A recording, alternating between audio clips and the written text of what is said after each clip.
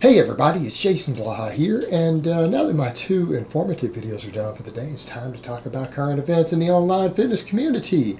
And some of my subscribers, actually multiple of them, if you guys check the comments, have awared me of another Ringling Brothers and Barnum and Bailey show over at the AlphaDestiny channel of him doing another exotic, goofy lift that serves no purpose. Not a display of strength. Not particularly stimulating for growing muscle either. So let me put on my +5 hat of weaponsmithing, work on skilling up my crafting a little bit, and let's talk about this. Alright, so strap on, and we've got to call him strap on here because again, he's wearing straps like with everything else. Decided to do above the knee rack pulls for 100 reps with a very, very, very, very lightweight. People say, what do you mean lightweight? Well, yeah, that's lightweight for him. That's lightweight for me.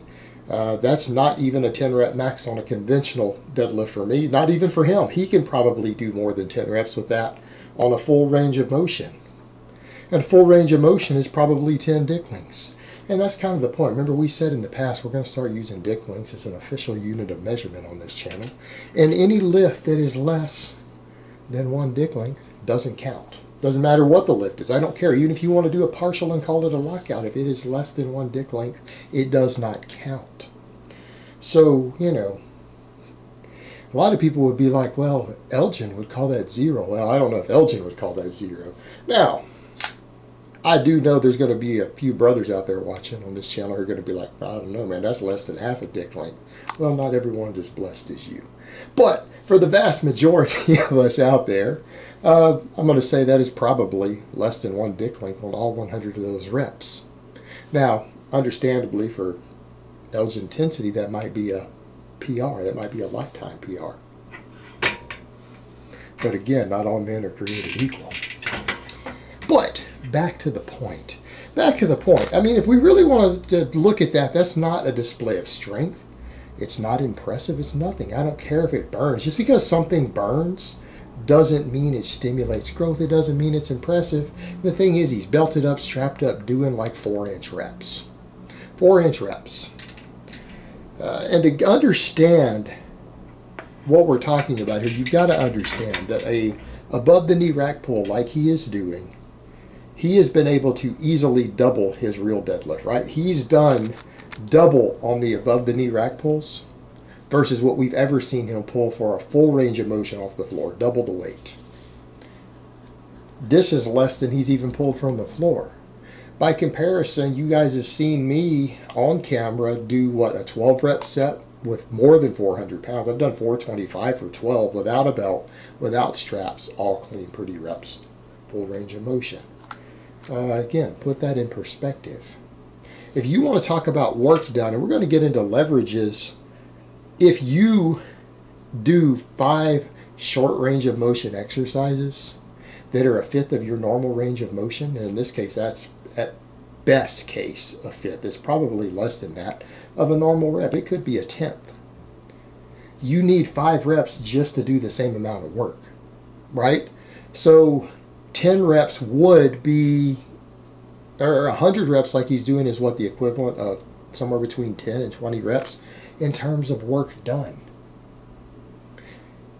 All right, now you put that in perspective, it's not that big of a deal. But the thing we get into, there's a reason beyond just range of motion why rack pulls are easy. Because you have a leverage advantage. In other words, it's much, much, much harder to move a weight 4 inches in the middle or 4 inches off the bottom than it is at the top because you have better levers at the top. It's easier. Less work has to be done. Less force has to be applied. So when you're doing that, it really isn't difficult. And the fact that he was able to do 100 should tell you a lot. Now the thing is, he's over there saying, it burns my traps. Well, the traps aren't actually doing any work. The traps aren't moving. There is no movement of the traps happening. He would have gotten the same work in his traps if he had just stood there hanging with a pair of straps with 405 for 3 minutes and just let it hang.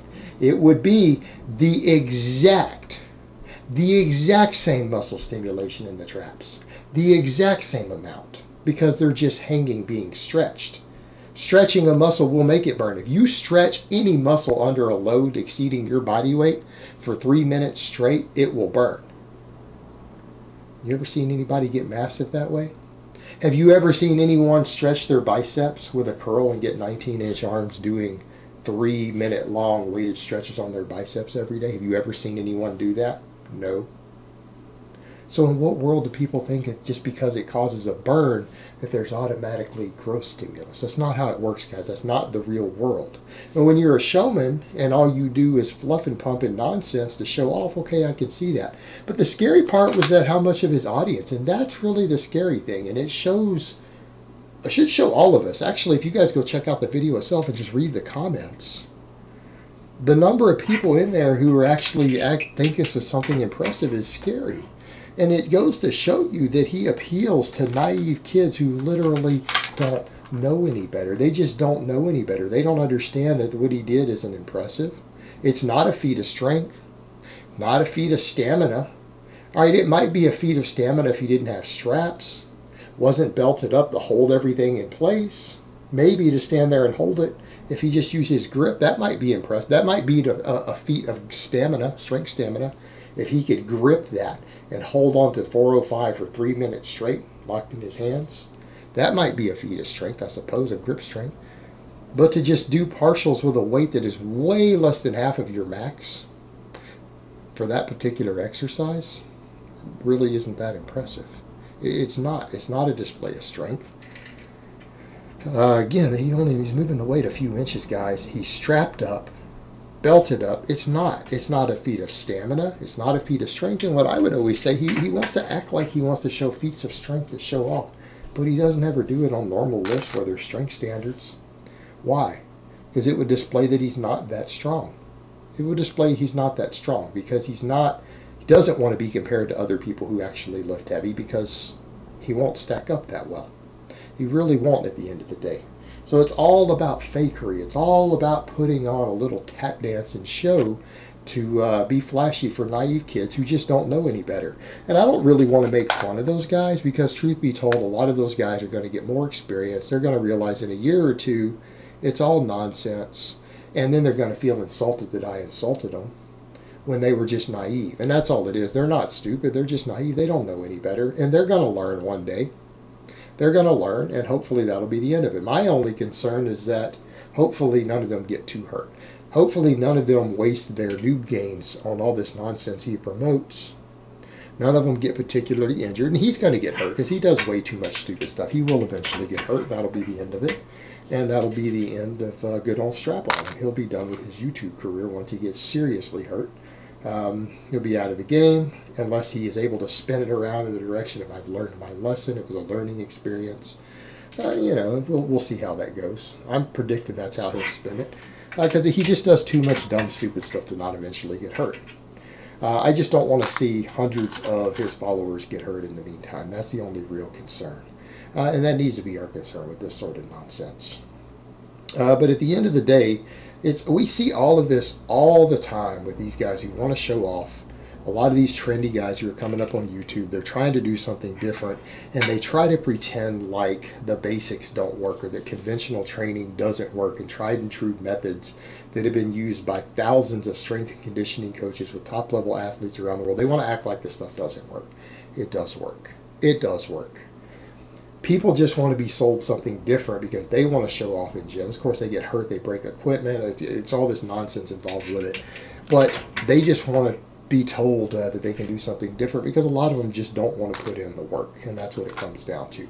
And at the end of the day, what I would tell guys, I'm sorry, there are no shortcuts in the iron game other than drugs, and even then, you pay a price for those too. There is a price to be paid, even for the drugs. They're not a free ride. There's a financial cost, there's the health costs, there's the social costs, because I mean, sometimes they mess with your head, mess up your social life and relationships. There's the legal risks.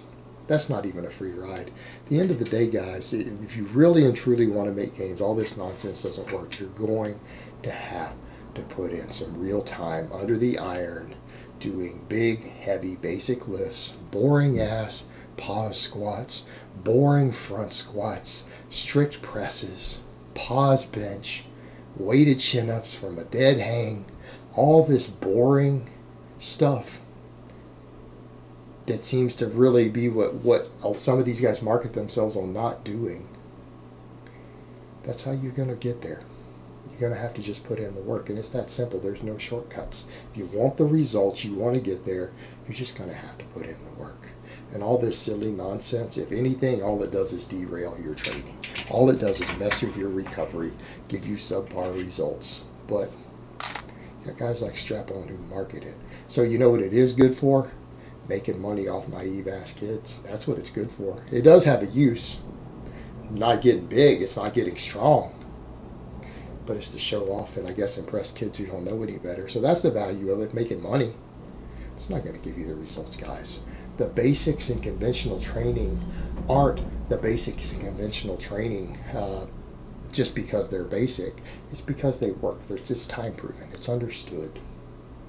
You know, we can get into the minutia of training all day long, whether we talk about linear periodization, concurrent periodization, Bulgarian style training, all these different methods. You know, we can argue the methods of this stuff all day long, but at the end of the day, it's still just about putting in the work with the basics. That's how you get results. And it's that simple. It really is. And anyone who says, well, I can't stand it, I can't handle the basics, my ADHD won't let me, well, they make medications for that. There's an easy solution there. Get your ADHD under control. Problem solved. All right, guys, but that's really all I have to say on that today. I hope it's been informative, and I will talk to you guys next time.